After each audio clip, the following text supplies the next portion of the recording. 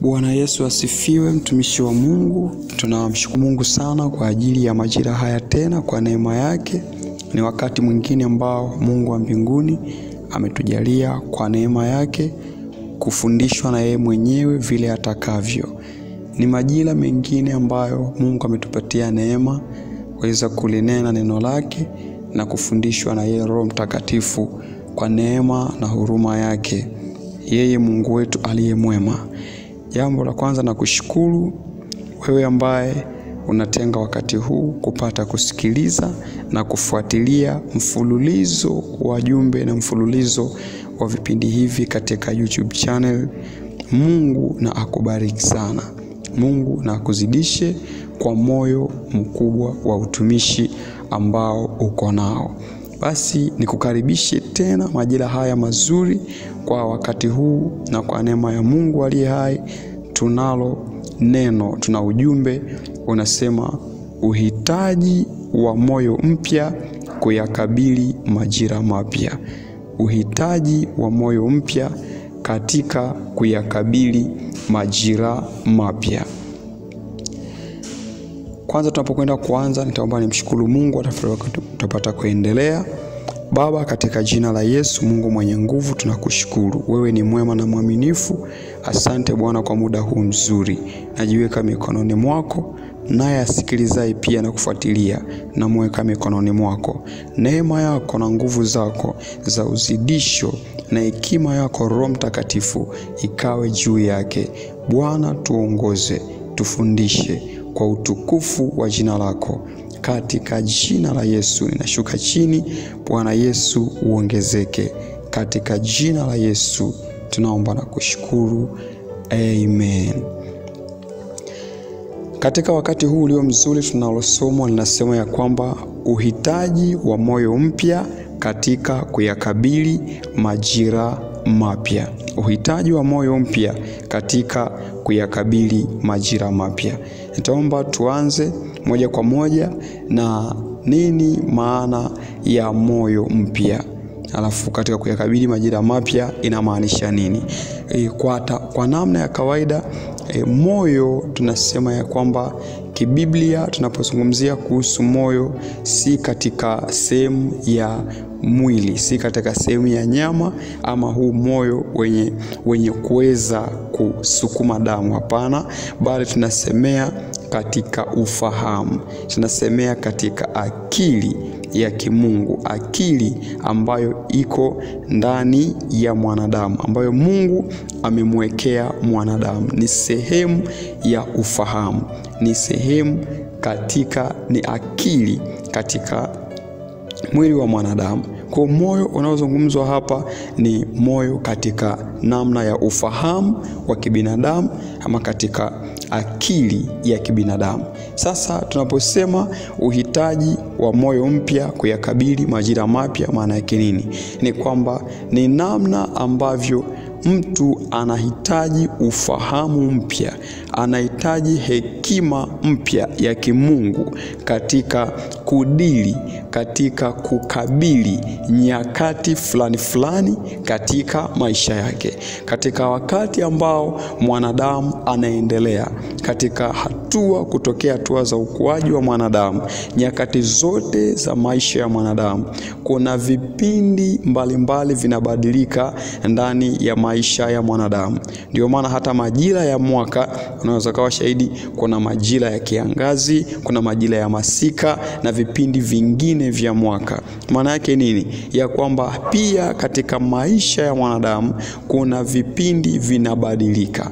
Kuna nyakati mwanadamu anakutana nazo ambazo machoni pake ni nyakati mpya kabisa, ambazo nyakati hizo hazihitaji hekima ya nyuma, hazihitaji uzoefu wa nyuma ili kuzikabili, bali zinahitaji ufahamu na hekima mpya ya kimungu ndani ya mwanadamu ili kukabiliana na nyakati hizo ambazo mwanadamu anapata kukutana nazo. Sasa naomba tuko pamoja twende tukaangalie maandiko matakatifu katika kitabu cha Samueli wa kwanza ile sura ya 10 mstari ule wa kwanza mpaka ule mstari wa 10. Katika Samueli wa kwanza 10 mstari wa kwanza mpaka ule mstari wa 10. Katika Samueli wa kwanza ile sura ya 10 mstari ule wa kwanza mpaka wa 10, nitaanza kusoma katika jina la Yesu na kwa msaada wa Bwana. Maandiko matakatifu yanasema, ndipo Samueli akatoa kichupa cha mafuta, akayamimina kichwani pake, akambusu, akasema, je, Bwana hakukutia mafuta uwe mkuu juu ya watu wake Israeli? Nawe utamiliki watu wa Bwana na kuwaokoa na mikono ya adui zao. Kisha hii itakuwa ishara ya kuwa Bwana amekutia mafuta uwe mkuu juu ya urithi wake. Utakapoondoka kwangu leo, utakutana na wanaume wawili karibu na kaburi la Raheli katika mpaka wa Benjamini huko Selsa. Nao watakuambia, punda hao uliokwenda kuwatafuta wameonekana, na tazama, baba yako ameacha kufikiri habari za punda, anafikiri habari zenu, akisema, nifanye nini kwa ajili ya mwanangu? Kisha utakwenda mbele kutoka hapo na kufika kwa mwaloni wa Tabori, na hapo watu watatu watakutana nawe, wanaokwea kumwendea Mungu huko Betheli. Mmoja anachukua wanambuzi watatu, na mwingine anachukua mikate mitatu, na mwingine anachukua kiriba cha divai. Nao watakusalimu na kukupa mikate miwili, nawe utaipokea mikononi mwao. Baada ya hayo utafika Gibea ya Mungu, hapo palipo na ngome ya Wafilisti. Kisha itakuwa utakapofika mjini, utakutana na kundi la manabii wakishuka kutoka mahali pa juu, wenye kinanda na tari na kinubi na filimbi mbele yao. Nao watakuwa wakitabiri, na Roho ya Bwana itakujilia kwa nguvu, nawe utatabiri pamoja nao, nawe utageuzwa. Mstari wa 6, naomba tuende pamoja.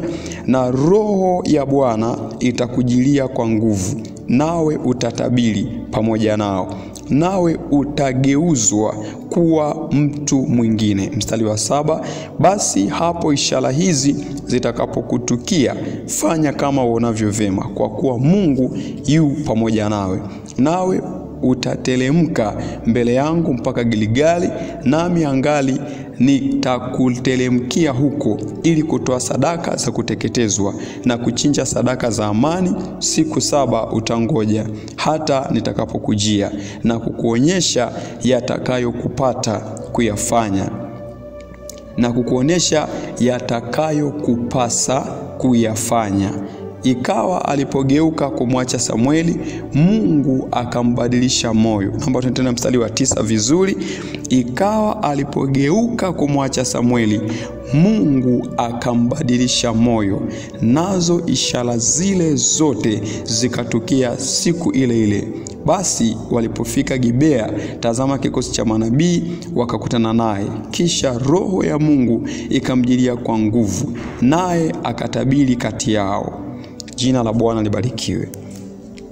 Kwenye maandiko matakatifu tumeangalia katika hiki kitabu cha Samueli wa kwanza, hii sura ya 10 mstari wa kwanza mpaka ule wa 10, ni kisa ambacho kinahusu mfalme Sauli.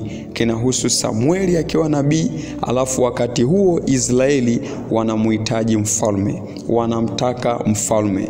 Ndipo ambapo Samueli anapewa maelekezo ya kwamba kwa sababu Israeli wamemtaka mfalme, wamemhitaji kiongozi awaongoze, basi nenda kwa Sauli. Akaenda kumtia mafuta. Anaweza kwamba akachukua kichupa cha mafuta akayamimina kichwani pake, yani katika kichwa cha Sauli. Na Sauli mpaka kufikia hapa ni kwa sababu ya kisa cha nyuma cha kupotelewa na punda za baba yake. Alafu Sauli anaagizwa kwenda kuwatafuta wale punda, ndipo anakutana na Samueli, na Samueli anamtia mafuta ili awe mfalme. Ndio maana anasema, je, Bwana hakukuchagua wewe kuwa ni mfalme, kuwa ni mkuu juu ya watu wake Israeli? Sasa kwa kuwa Sauli ametoka katika hali ya nyuma ambayo yeye hakuwa kiongozi yeyote, hakuwa na uzoefu wowote, na muda huu anapewa majukumu, anakabiliana na majira mapya kwenye maisha yake, ambayo ni majira ya kiuongozi, ni majira ya kukaa kwenye kiti, ni majira ya kusimama mbele za watu. Huku nyuma anaonekana anapewa kazi za kawaida kabisa, yeye kwenda kutafuta punda. Maana yake nini? Kipindi cha nyuma alikuwa ni mtu wa kawaida, alikuwa ni mwenye kufanya kazi za kawaida, alikuwa ni mwenye kukaa na mtu yeyote, lakini kipindi hiki anawekwa wakfu kuwa mfalme. Na kwa sababu ya kukutana na majira mapya, na kwa sababu kukutana na majukumu yaliyo makubwa, yani kipindi cha maisha yake kimebadilika, ni tofauti na kule nyuma. Hivyo anahitaji moyo mwingine mpya, anahitaji aina ya hekima, anahitaji aina ya ufahamu ambayo ni tofauti na ile ya kutafutia punda, ambayo kwa mahali hapa inahitajika ili aweze kufiti, ili aweze kuwa na misuli ya kukabiliana na hiki kipindi kipya kwenye maisha yake, kukabiliana na nyakati mpya ambazo zimemjia katika maisha yake. Anaambiwa ya kwamba atakuwa mfalme, lakini katika kuwa mfalme Samueli anamthibitishia vizuri. Kuanzia ule mstari wa 6 tukienda, anasema pamoja na kwamba umechaguliwa kuwa mfalme, mstari wa 6 anaandika, na roho ya Bwana itakujilia kwa nguvu, nawe utatabiri pamoja nao, nawe utageuzwa kuwa mtu mwingine. Kwa Samueli analitambua vizuri jambo hili, ya kwamba Sauli kwa mwenendo wa kawaida, kwa mwenendo wa maisha ya nyuma, alikuwa ni kijana kama vijana wengine, alikuwa ni kijana mwenye kwenda kwa maisha ya kawaida na njia za kawaida na mwenendo wa kawaida. Aina ya mawazo na vision alizokuwa nazo Sauli zilikuwa ni za kawaida kwa kipindi cha nyuma, lakini kwa sababu ya majira haya mapya kubadilika, akaambiwa ya kwamba roho ya Mungu itamjilia, alafu atageuzwa kuwa mtu mwingine. Ni andiko sana la kutafakari, kuwa mtu mwingine. Kumbe Sauli sasa anageuzwa kuwa mtu mwingine. Kwa nini mtu mwingine? Manake mtu mwingine si kwamba alibadilika katika umbile, kwamba pengine labda alikuwa kwenye umbile fulani, sasa hivi anapokea umbile jipya kimwili. Labda pengine pale hakuwa na mwili mkubwa, sasa hivi anakuwa na mwili mkubwa zaidi. Hapana, anasemea mtu mwingine katika aina ya ufahamu, katika aina ya mawazo, katika namna ya ufanyaji maamuzi. Kumbe mtu mwingine ama mtu, uwezo wake na kiini cha mtu kipo katika ufahamu. Sauli anaambiwa ya kwamba atakuwa mtu mwingine, sio kwa sababu ya kupokea mavazi mapya, hapana, sio kwa sababu ya kupokea mabadiliko ya mwili mpya, labda kuongezeka misuli, hapana, ila atakuwa mtu mwingine kwa kujiwa na Roho Mtakatifu. Na kwa kujiwa na Roho Mtakatifu anasema moyo wake, kwenye mstari wa 9, tukienda vizuri mstari wa 9 anasema ikawa alipogeuka, ule mstari wa 9, ikawa alipogeuka kumwacha Samueli, Mungu akambadilisha moyo, nazo ishara zile zote zikatukia siku ile ile. Mungu akambadilisha moyo. Unaona mahali hapa Mungu alidili kumbadilisha Sauli, si katika muonekano wa nje, hapana. Mungu alidili kumbadilisha Sauli moyoni, kwa sababu yeye anafahamika kwamba kupitia moyo, kupitia kubadilishwa kwa mawazo, maisha na namna ya kukabili kipindi fulani kipya kwenye maisha yake, mtindo wa kukabili kipindi kipya alichonacho Sauli cha sasa hivi cha kuwa mfalme, mtindo wake utabadilika. Mungu akadili kumbadilisha ufahamu, Mungu akadili kumbadilisha moyo, naye Sauli akaanza kutabiri. Utaona hapa chini watu wakaanza kusema ya kwamba imekuwaje kwa mwana wa Kishi, imekuwaje kuwaje? Kwa sababu ameanza kutabiri pamoja na manabii. Kwa sababu gani? Amebadilishwa moyo. Kwa hiyo Mungu anampatia Sauli moyo mpya ili ili kukabili majira mapya ambayo yuko nayo Sauli, ambayo sasa hivi anahitaji kuwa mfalme, si kama kijana kule nyuma. Sasa tukaangalia kwa pamoja ya kwamba kwa nini mtu anahitaji moyo mpya. Kuna mahali tumedokezea, lakini kwa nini mtu anahitaji moyo mpya? Kuna sababu kubwa moja, na tutaangalia katika kimaandiko kabisa kwa nini mimi ninahitaji, kwa nini mtu anahitaji, kwa nini yeyote anahitaji moyo mpya. Kwa nini unahitaji moyo mpya ili kukabili majira fulani? Sababu inasema ya kwamba mtu anahitaji moyo mpya ama ufahamu mpya, kwa sababu kila nyakati katika maisha zimebeba kusudi fulani.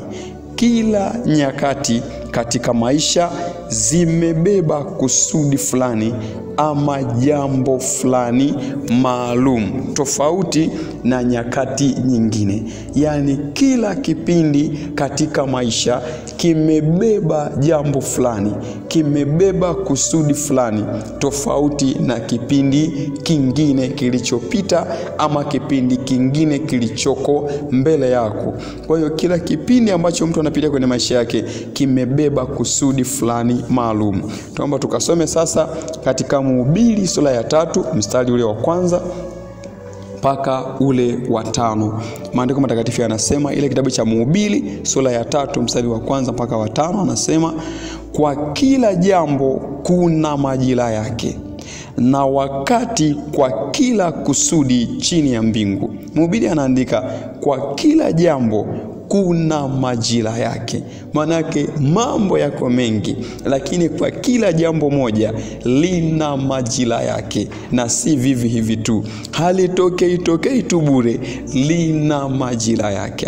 Anaendelea, wakati, mstari wa 2, wakati wa kuzaliwa na wakati wa kufa, wakati wa kupanda na wakati wa kung'oa yaliyopandwa. Anaandika vizuri ya kwamba wakati wa kuzaliwa na wakati wa kufa, wakati wa kupanda na wakati wa kung'oa yaliyopandwa. Hivi ni vipindi tofauti vyenye matukio tofauti. Wakati wa kuzaliwa, tukio lake ama jambo lake ni kuzaliwa. Sasa kwa sababu ni kuzaliwa, kuna wakati maalum wa kuzaliwa, kuna wakati wa kung'oa yaliyopandwa. Anasema kuna wakati wa kupanda na wakati wa kung'oa yaliyopandwa. Naendelea mstari wa 4, wakati wa kulia na wakati wa kucheka, alafu wakati wa kuomboleza na wakati wa kucheza. Mstari wa 5, wakati wa kutupa mawe na wakati wa kukusanya mawe, alafu wakati wa kukumbatia na wakati wa kutokumbatia. Hivi vyote ni vipindi ambavyo anavionesha ya kwamba kwenye maisha ya mwanadamu viko. Kuna kipindi ambacho kimebeba, kila wakati umebeba jambo fulani maalum, tukio fulani maalum, ambapo kwa tukio hili linahitaji aina ya ufahamu ili kulikabili hilo tukio ama ili kulikabili hilo jambo. Wakati wa kupanda unahitaji aina fulani ya maarifa ambayo ni tofauti na wakati wa kung'oa yaliyopandwa. Ni shahidi, unajua wataalamu na wakulima, muda ambapo unaandaa shamba unahitaji aina fulani ya ufahamu, na muda ambapo unapanda mbegu, muda ambapo unalima shamba, wakati wa mwanzoni unahitaji aina fulani ya ufahamu tofauti na ile ambapo utakuwa unavuna mazao ambayo umekwisha kuyapanda. Alitumia maneno haya ili kuonesha ya kwamba si katika kila majira kuna aina fulani ya maarifa uko nayo, na ukitumia hayo maarifa vice versa ama tofauti ama kinyume chake, huwa ina tabia ya kuleta madhara tofauti ambayo ni hasi katika maisha ya mtu.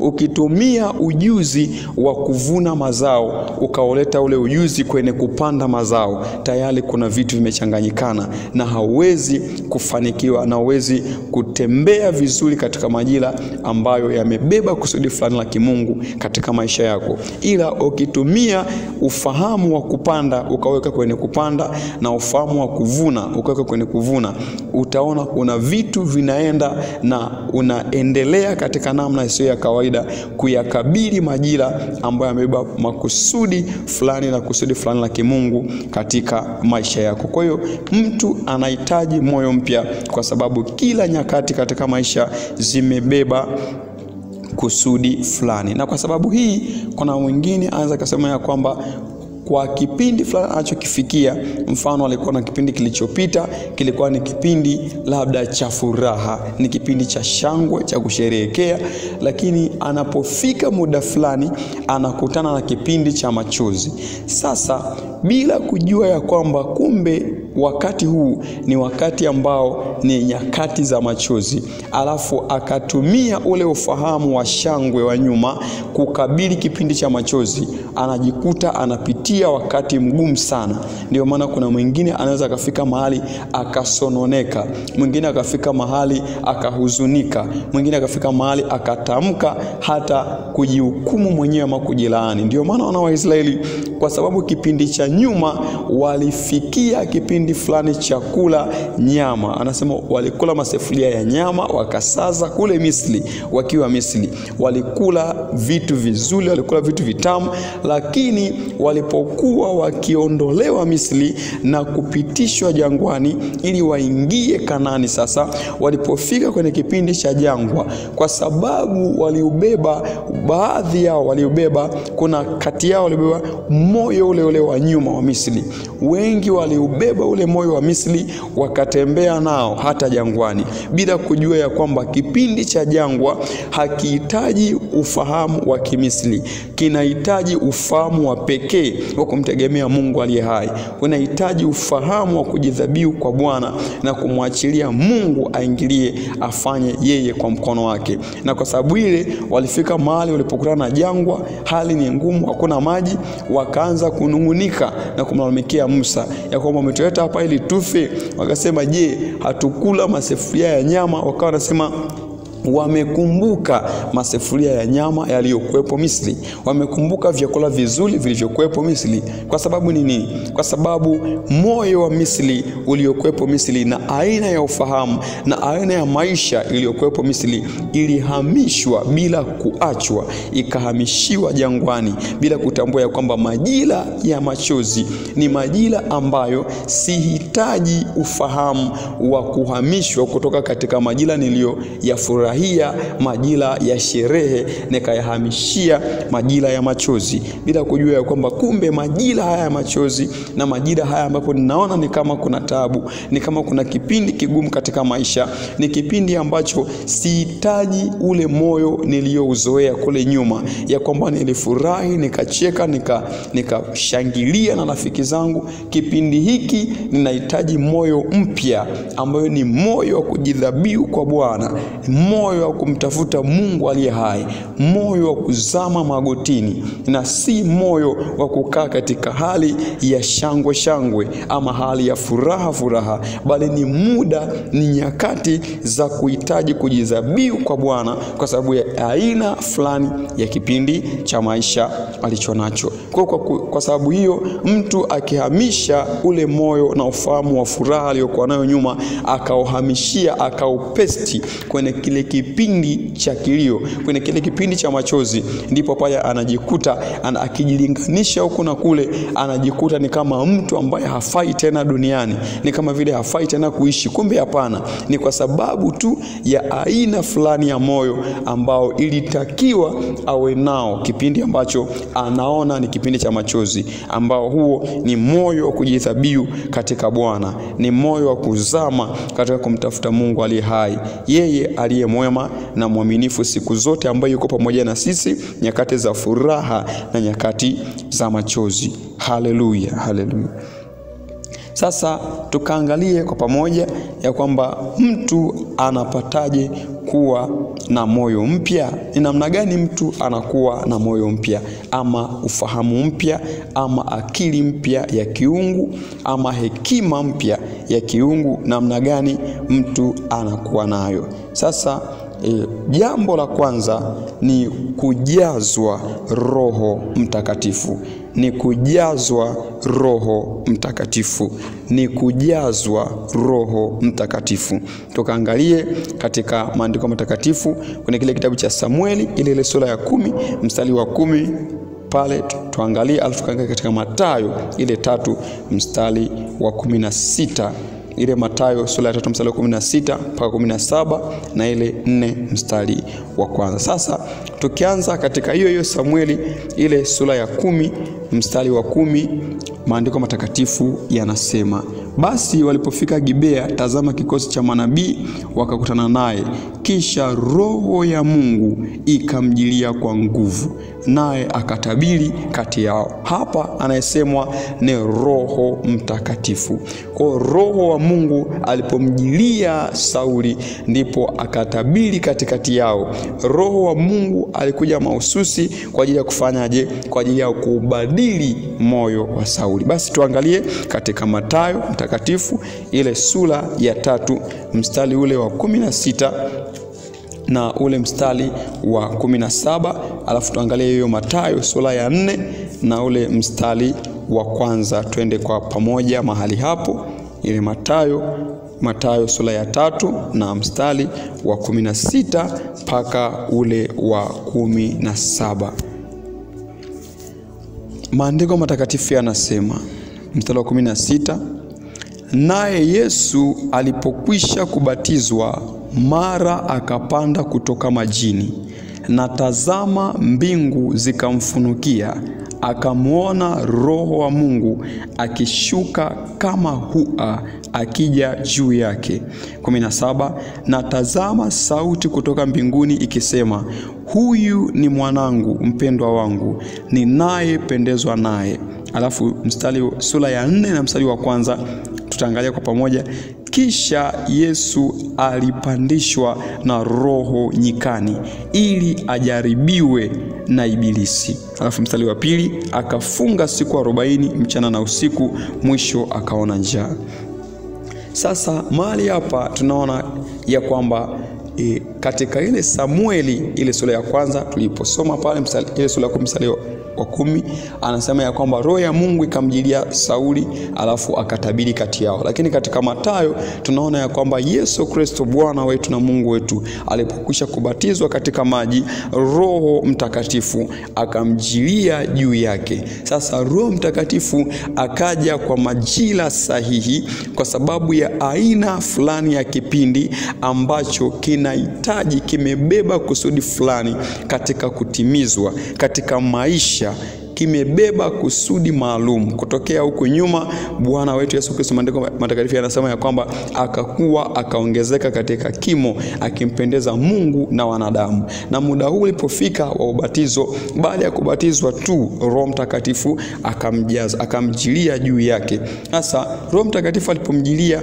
ndipo unaona sura ya 4 mstari wa kwanza anasema the moment, muda ule Roho Mtakatifu amemjilia, anasema kisha Yesu alipandishwa na Roho nyikani ili ajaribiwe na Ibilisi. Kwa unaona ya kwamba Roho Mtakatifu amemjilia kwa ajili ya kipindi fulani ambacho kinahitaji sacrifice na sadaka maalum, kinahitaji upekee sana, kinahitaji kujitoa na jukumu kubwa katika kutimiza kusudi ambalo la kutukomboa, la kuwakomboa wanadamu wote. Ndipo Roho Mtakatifu sasa, baada ya kumjilia Bwana wetu, baada ya kumjilia Yesu, ndipo ambapo anasema Yesu alipandishwa Roho nyikani. Kwa hiyo aina fulani ya kipindi ilihitaji namna fulani tena ya kukiendea hiki kipindi. Kipindi hiki kinahitaji, ili kulifikia kusudi ambalo la kuendea msalaba, inahitaji kipindi kirefu sana cha kukaa katika magoti, cha kukaa kwenye maombi, cha kukaa katika kujitoa, ambacho ni cha siku 40 mchana na usiku bila kula. Sasa kwa namna ya kawaida hapa, Roho Mtakatifu yeye mwenyewe akaja, akamshukia, akaachilia divine ndani ya mwili mwili wake, kwa sababu alikuwa 100% Bwana Yesu ni mwanadamu na 100% ni Mungu. Kwa katika 100% za wanadamu, yeye ana mwili, ni katika mwili wa kawaida wenye kuweza kuhisi njaa, wenye kuweza kuhisi hali ya udhaifu. Kwa nyakati zile ambazo zinahitaji kipindi maalum cha maombi ambayo ni ya kufunga mchana na usiku siku 40. Kipindi hiki kipindi kipya katika maisha yake na kipindi kizito katika kukikabili, kikahitaji aina fulani ya uwezesho na hekima na nguvu ambazo hizi zikaletwa na Roho Mtakatifu. Kwa hiyo mtu anapata kuwa na moyo mpya ama na hekima mpya ama na aina fulani ya kukiendea kipindi hicho alicho nacho kwa ujazo wa Roho Mtakatifu, kwa kujazwa na Roho Mtakatifu. Yeye anakuja na kwa kipindi fulani, yeye akishamjaza mtu katika muamini. Ndio tukaangalia sasa, akisha kumjaza mtu, yeye anakuwa ndani yake muda wote. Kwa hiyo katika kipindi fulani kipya kwenye maisha yako, anasema ya kwamba nami nitawapasheni habari katika yale yajayo. Kwa hiyo katika aina fulani ya kipindi, yeye anakupasha habari kwamba kipindi hiki ni cha kuomba, kipindi hiki ni cha kupita hapa usipite, pita hapa fanya hivi, kwa sababu ya kipindi fulani ambacho kipo mbele yako kimebeba jambo fulani. Roho Mtakatifu mwenyewe ndiye anayekupatia ufahamu mpya katika kukiendea kipindi fulani. Ndio maana kuna wengine anaweza kuwa anaendelea tu kawaida, lakini ghafla katikati tu labda ya wiki ama katikati ya mwezi anawekewa mzigo ndani yake wa maombi isivyo kawaida, ya kwamba aende maombi hata ya mwezi mmoja au aende maombi ya wiki nzima ya masaa 12 ama vyovyote vile, ama ya siku 2 bila kula, ama maombi ya kipindi chochote ambacho yeye amepewa mzigo. Sasa mzigo huu unatoka wapi? Unatoka kwa Roho Mtakatifu. Kwa sababu gani? Kwa sababu kuna aina fulani ya kipindi ambacho kipo mbele yako unahitaji kukikabili, si kwa uzoefu wa nyuma, bali kwa sababu ya hekima mpya na nguvu mpya inayohitajika kwenye kipindi hicho. Sasa mtu anapataje kujazwa Roho Mtakatifu? Mtu anajazwa na Roho Mtakatifu kwa kuamini, kwanza kumwamini Yesu Kristo kuwa ni Bwana na Mwokozi wa maisha yake. Alafu akisha kuokoka huyu mtu na kubatizwa, yeye anajazwa na Roho Mtakatifu. Kwa hiyo utaona ya kwamba ni namna gani kiu hii inahitajika, ni namna gani kila mmoja anahitaji kuokoka, anahitaji kumwamini Kristo Yesu, anahitaji kuokoka na kumwamini Yesu, kwa maana huko ndiko kuna uzima, huko ndiko kuna usalama wa maisha yake, huko ndiko kuna usalama wa maisha yake siku zote za kwako duniani. Alafu huko ndiko kuna mbingu mpya, ndiko kuna uzima wa milele. Baada ya hapa yeye atakuwa pamoja na Mungu aliye hai, maisha yasiyo na mwisho baada ya siku ile ya unyakuo. Kwa hiyo unahitaji kila mmoja ambaye hajaokoka, ambaye hajamwamini Yesu, anamhitaji Yesu, anahitaji kuokoka na kumwamini Yesu. Alafu akishafanya hivyo, yeye anabatizwa katika Roho Mtakatifu, anajazwa Roho Mtakatifu, ndipo unaona unatembea katika ushindi kwenye vipindi vyote ambavyo unavikabili katika maisha yako. Kwa hiyo kama hujaokoka, iwe ni shauku yako majira haya kumpokea Mungu, kumpokea Yesu Kristo na kuokoka. Alafu yeye ndiye anayekuwezesha na kushinda katika vipindi vyote na nyakati zote kwa ujazo wa Roho Mtakatifu, Mungu aliye hai.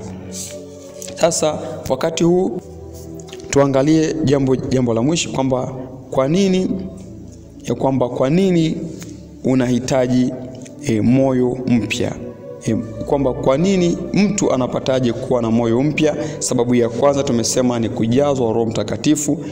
Mtu anapataje kuwa na moyo mpya? Sababu ya kwanza ni kujazwa Roho Mtakatifu. Sababu ya pili ni neno la Kristo kukaa kwa wingi ndani ya mtu. Yaani ni namna gani mtu anapata kuwa na moyo mpya? Mtu anakuwa na moyo mpya kwa sababu ya moja, kujazwa Roho Mtakatifu. Jambo la pili, mtu anapokuwa na neno la Kristo kwa wingi ndani yake. Mtu anapokuwa na neno la Kristo kwa wingi ndani yake. Sasa tukasome katika Isaya 55 ile sura ya 10. Isaya sura ya 55 mstari wa 10 mpaka wa 11.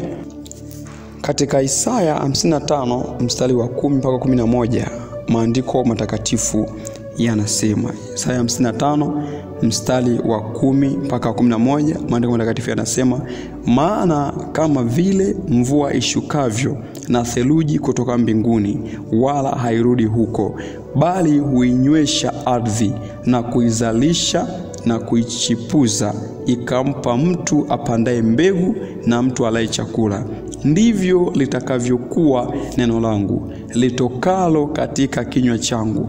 Halitanirudia bure, bali litatimiza mapenzi yangu, nalo litafanikiwa katika mambo yake niliyolituma. Katika maandiko matakatifu kwenye kitabu cha Isaya, maandiko yanaonyesha kwamba ni namna gani neno la Kristo linapokuwa kwa wingi ndani ya mtu linamzalisha, linamfanya huyo mtu kuwa na moyo mwingine kabisa, kuwa na aina fulani ya hekima ambayo ni tofauti na hekima nyingine ya kawaida, kuwa na aina fulani ya ufahamu ambao ni tofauti na ufahamu mwingine wowote. Sasa mtu anapokuwa na neno la Kristo kwa wingi ndani yake, hili neno la Mungu lenyewe linapokuwa ndani ya mtu linatengeneza ufahamu fulani ambao ni wa kimungu, ufahamu fulani ambao si ufahamu wa kawaida,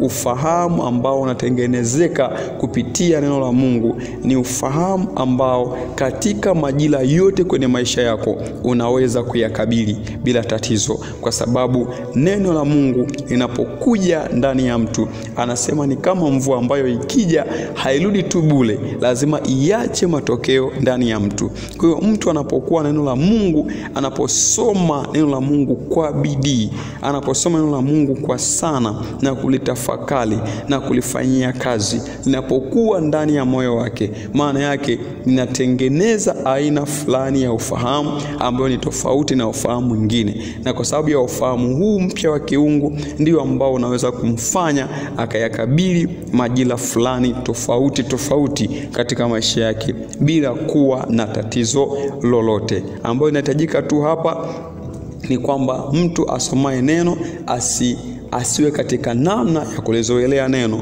kwa maana neno la Mungu lenyewe halizoeleki. Kila majira ni jipya. Hata kama kuna mstari kwenye Biblia ni mtu ameushika ama ameukalili, lakini ifahamike inapofunuliwa Biblia, mstari ule uliokaliliwa siku zote unaposomwa tena unaachilia kitu kipya kingine katika majira hayo, kwa maana neno linaposomwa huwa linakuja si kama jana, ila kulingana na majira fulani. Huwa linakuja kama mvua inyeshavyo kwa majira fulani, ili kuachilia aina fulani ya ufahamu kuyakabili mambo yajayo, kukabili vipindi fulani ambavyo viko mbele yako. Ndivyo neno la Kristo lilivyo. Kwa hiyo mtu anapokuwa na bidii ya kulisoma neno, bidii ya kuliishi neno, kulitafakari neno bila kulizoea kabisa, hapo ndipo ambapo anakuwa na ufahamu na aina fulani ya moyo ambao muwezesha na anakuwa na nguvu ya kukabili vipindi vyovyote katika maisha yake. Mungu akubariki sana kwa kutenga wakati huu na kupata kufuatilia. Neema ya Kristo na mkono wa Mungu aliye hai na hekima ya Roho Mtakatifu ikazidi kuwa juu yako, ikazidi kuwa pamoja nawe siku zote na majira yote, katika kuyakabili majira yoyote ambayo ni mapya katika vipindi vyote vya maisha yako. Na hekima ya Roho Mtakatifu na nguvu za Mungu aliye hai zikawe juu yako katika jina la Yesu Kristo. Amen.